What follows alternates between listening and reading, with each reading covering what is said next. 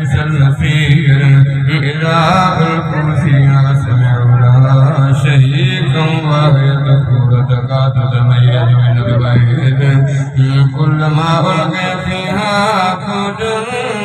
سألهم خزنتها ألم يأتكم نذير قالوا بلى قد جاءنا نذير فكذبنا وقلنا ما نزل الله من شيء أنتم إلا في ضلال كبير وقالوا لو كنا نسمع ونعقل ما كنا في أصحاب السعير فاعترفوا بذنبهم فسوقوا لأصحاب السعير إن الذين شرقهم بالباب لهم مغفرة وأجر كبير لا سرك لكم وجهروا به إنه عليم بذات الصدور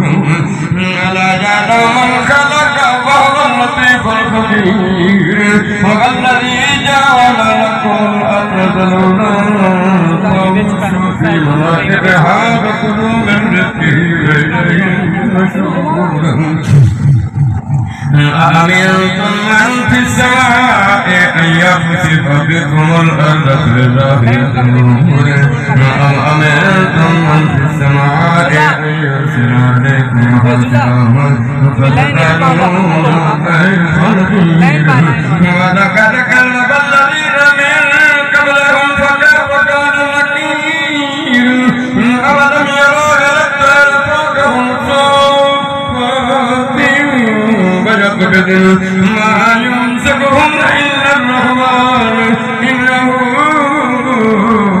بكل شيء بصير من هذا الذي هو جند لكم ينصركم من دون الرحمن إن الغافلون إلا في غرور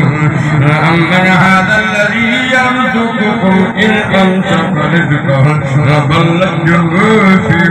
عيوب غفور أفمن يمشي وكفا وأمن يمشي سويا صراط مستقيم الذي أنشأكم وجعل لكم السمع والأبصار والأفئدة قليلا ما تشكرون قل هو الذي ذرأكم في الأرض وإليه تحشرون فيقولون متى إن كنتم صادقين قل إنما العلم عند الله وإنما